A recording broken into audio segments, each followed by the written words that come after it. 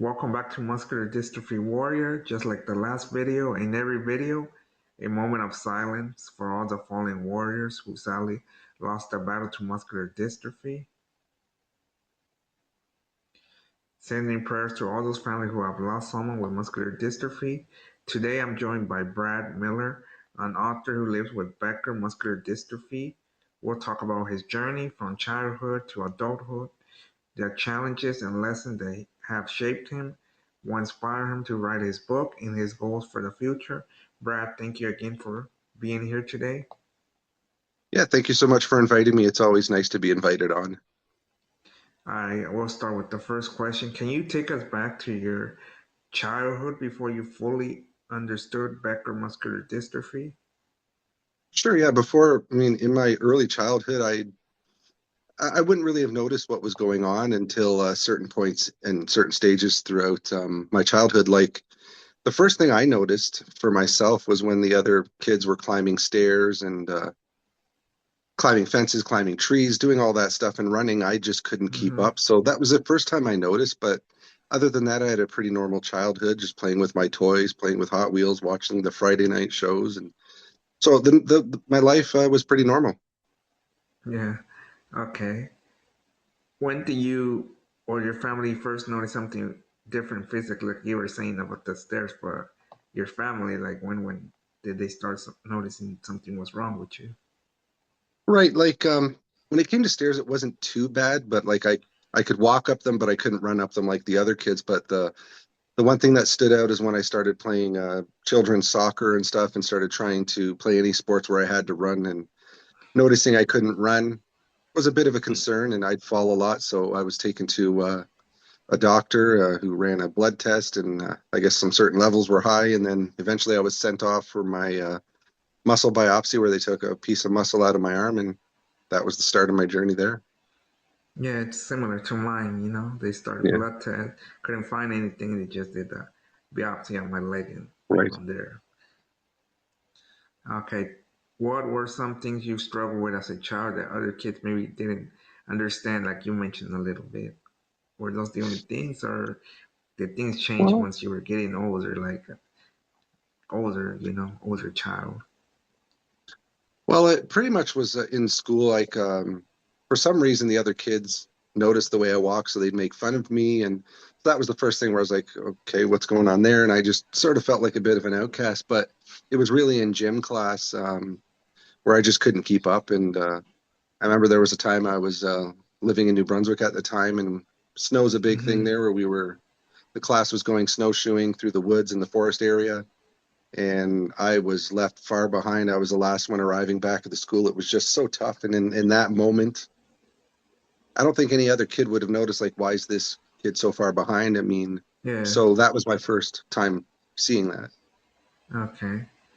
Did you ever feel treated differently growing up because of your condition, or you were treated like pretty normal? Well, I'd say I was treated pretty normal. Like outside of school, I had friends from church and stuff, and that was always the thing I could go back to. Like I didn't have many friends in school. I don't know why that Right. was, but maybe it was because I don't know. For some reason, when the kids saw something different about me, it's like, okay, we'll keep him aside and, not include him at times. And, I see that's even going on today sometimes if you don't fit in with the cool crowd. So, but yeah, I mean, I didn't have a lot of friends in school, but once I had my church friends, I was just normal like them. We would go bike riding, go on, walking. And sometimes I'd have to tell the other kids to just wait up a little bit for me. Yeah. Okay, that's good to hear. What kind of support did your family give you during those early years? It's a little different than it was today because back then a lot of families didn't know what to do because they didn't have access to the internet or books, and the charities did all they could and gave as much information. The doctors would Hmm. just say, Yeah. like, the only thing they were told is that, okay, Brad's going to be in a wheelchair by age 21, and that was their concern. But they just let me live my life like a normal child, and thankfully I didn't struggle too much, though the falls were the one thing, and not being able to participate in sports. So you know, uh, they supported me as best as they could with what they had. Yeah. How did Becker muscular dystrophy affect you during your teenage years? Well, it didn't affect me too much. The only thing was I know when we went to amusement parks, we would go there. I'd spend the whole day walking around. I'd even go on the roller coasters, and it didn't affect me back then like it would now. But it would take me about 3 days to recover, and so I knew that. But I still had again my church friends, and Mm-hmm. again we just hung out. And I mean, again, the only other way it would have affected me was when it came to sports because before youth group we used to always play floor hockey. Yeah, And I wanted to be a part of that, so I was given a stick. I tried to do my best and keep up, but I was slow at it, but I was able to participate. So thankfully, I was included yeah, in a lot of things. yeah, I see what you mean. Were the Yeah. teenage years harder because you were becoming more aware of your diagnosis? Well, the thing was, again, I mean, people would notice that there was something different, like I would walk differently, and Mm-hmm. you know, I mean, that sort of honestly, I'll be honest with you, made dating a little bit harder because unfortunately, people would judge me, and so it was Well, very difficult. That was the main impact was just my teenage years of trying to be accepted by other people and also trying to mm-hmm. date and all those other things, the normal things we go through. But it didn't Right. really stress me out. I was able to, find other things like my writing and doing music. So that helped fill up the time.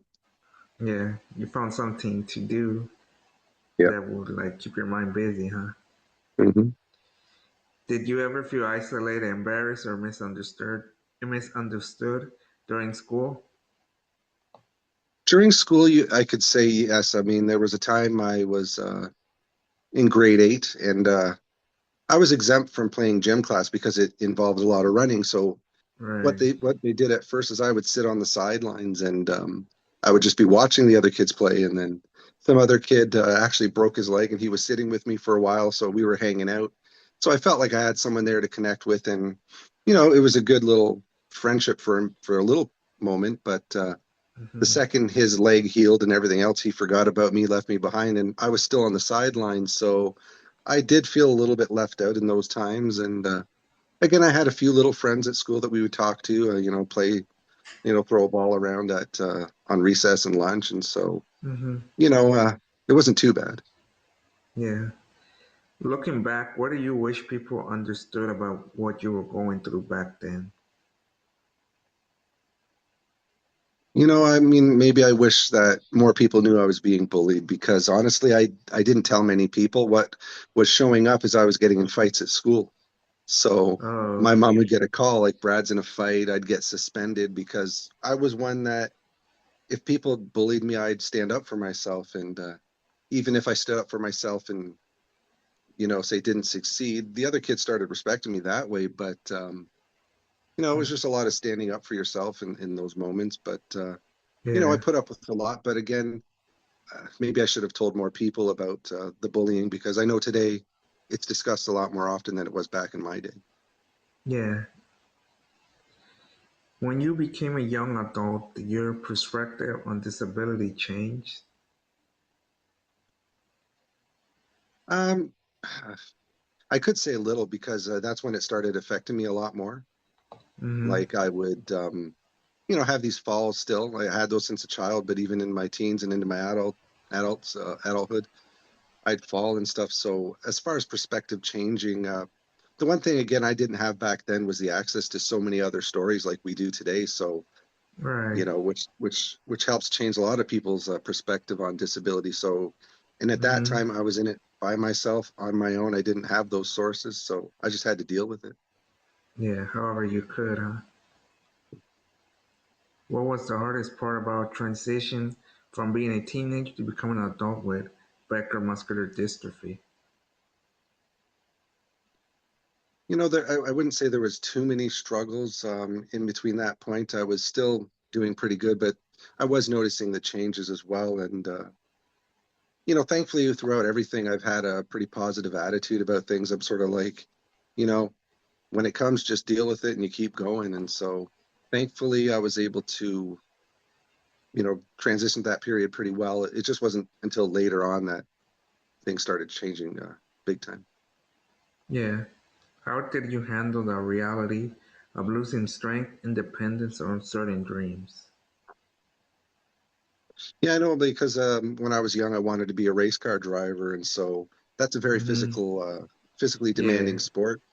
And Mm-hmm. also, just like a lot of kids, I wanted to play baseball. Like I could imagine myself being a top, baseball player. But these are things that I had to accept, just like, when other people were working tough jobs, like working construction and other things. Because when I was growing up, again, there were computers, but they weren't as big as it was. Like a lot of the stuff when I was growing up was factory work and just tough physical work. And Right. so, I mean, I accepted that. And again, I'm thankful for the positive attitude I had through it all. Yeah, I think that's important to have because it'll make things a lot easier. Oh, yeah.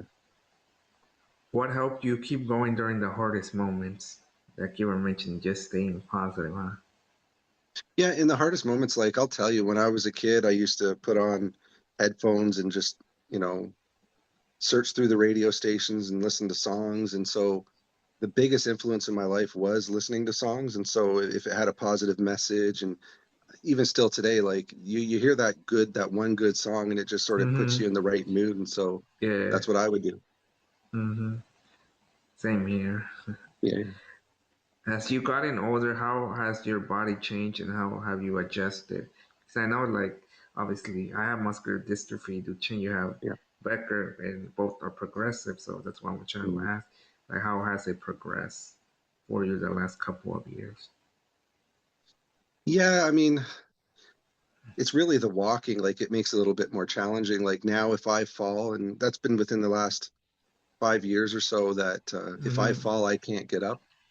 And the thing is about when you're walking with muscular dystrophy, you don't really see yourself that often. And sometimes I'd catch myself in a reflection and just see that the way I walk is a lot more noticeable. And not that it's anything to be ashamed of, but I have realized Mm-hmm. recently that part of the progression and the walking style of a lot of the muscular dystrophies is we might think that it's our balance that's off, but the way we walk sort of, is a bit Mm-hmm. challenging for us to. I don't know. It's just there's a lot more risk, and that's why a lot of us will use canes or mobility aids. So in the last few Mm-hmm. years or last 5 years, using mobility aids has become a big thing. Okay. What does your daily life look like for you now?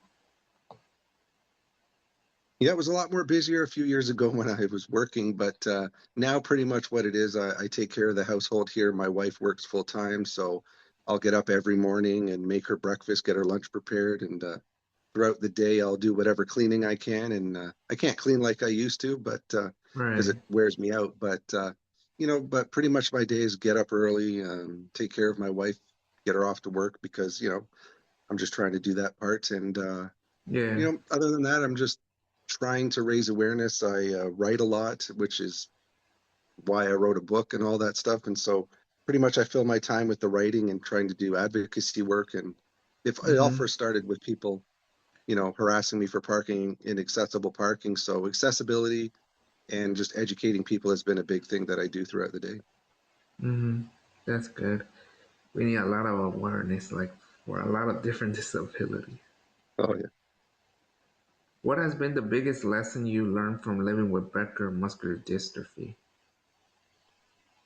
Well, there's a line like from my book. I say it's living a life where perseverance is key. And so being bullied as a child, it taught me to push through it. Having muscular dystrophy, I mean, there's moments that come and you just have to push through at that time when you don't think you're going to make it back to the car because you're physically weak. And in regular life moments happen, but Becker muscular dystrophy has just taught me to persevere through everything that comes your way and know that there's another side to it. You'll get there eventually if you're struggling with something. Yeah.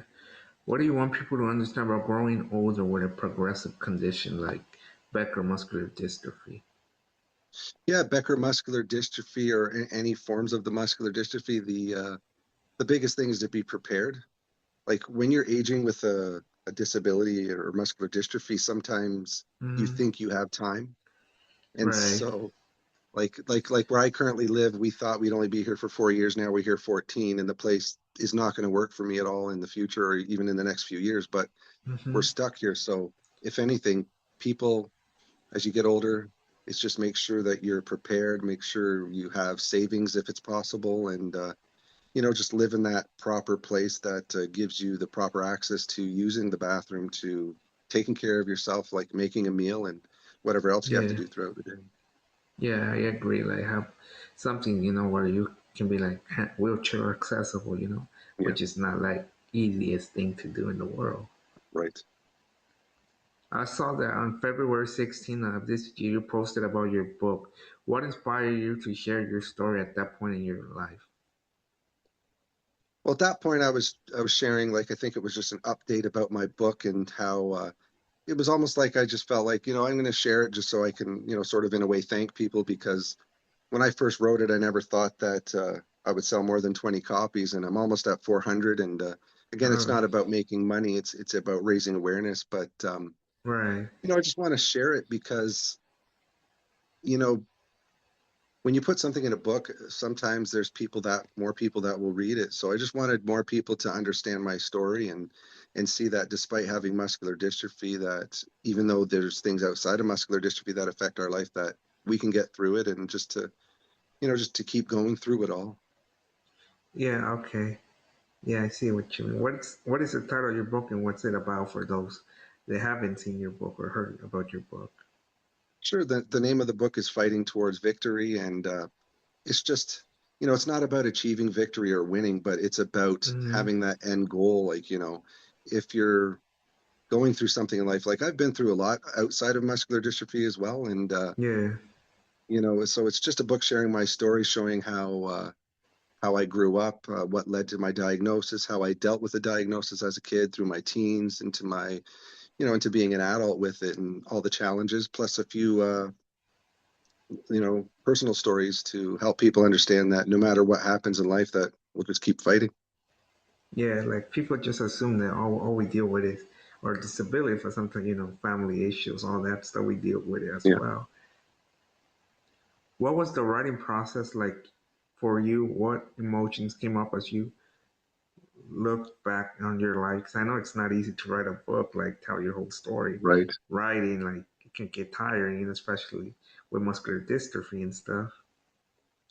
That's true. And, luckily I already had my blog, and so maybe Mm-hmm. half the book was on there, but it needed to be Uh, rewritten, and then I had to add to it. And thankfully for me, I enjoy writing. I enjoy being creative. And, in recent years, I've been learning how to write a bit better and stuff, because with more writing, the better you get, right. and so yeah, writing fills up a lot of my time, and the process itself was difficult. Um, the one part, like, I'll say what it did. It actually brought out some anxiety in me, because I was sort of, I'm not this one person who, wants to talk about trauma or something, but I was going through a Mm-hmm. lot of the stuff I had been through, and, the Yeah. losses and the bullying and everything in it. I was actually suffering with really bad anxiety while I was writing the book. I Uh, don't know if it was related to just bringing back up some stuff that I had maybe already dealt with and put behind me. But yeah, it was yeah, probably. Yeah, it was yeah, probably that because I feel like people sometimes we try to forget about certain things, and then right, playing the book is like remembering things we probably were like, oh, let me just forget about that. This happened years yeah, ago. Why go back to it? But like when you're writing a book, that those feelings probably come back sometimes, depending what you went through during that time. right. And I'll tell you that you know, there's a lot of things we forget in life, but when you sit down and actually want to write a book, memories come back. You look at old Yeah. photos, and so it does bring up a lot. It What do you hope readers feel or learn about reading your book? I just want people to feel supported and not feel alone, because I know the other stuff that I discuss in my book, there's people that have dealt with loss, stillbirths and other stuff. And we all know within the muscular dystrophy community, there unfortunately is a lot of loss. I mean, there's a lot of great stories out there, and a lot of people, doing some amazing things, but sometimes muscular dystrophy gets very real, and that can, give us a lot of stress and things like that. And so, Yeah. I just want people to feel supported, not feel alone. And again, it's a book dedicated to the Becker community, but it's also for anyone with muscular dystrophy or any other disability, just to see that what happens in life, we can get through it and we can get through some pretty hard things. Yeah. What are your goals for the future?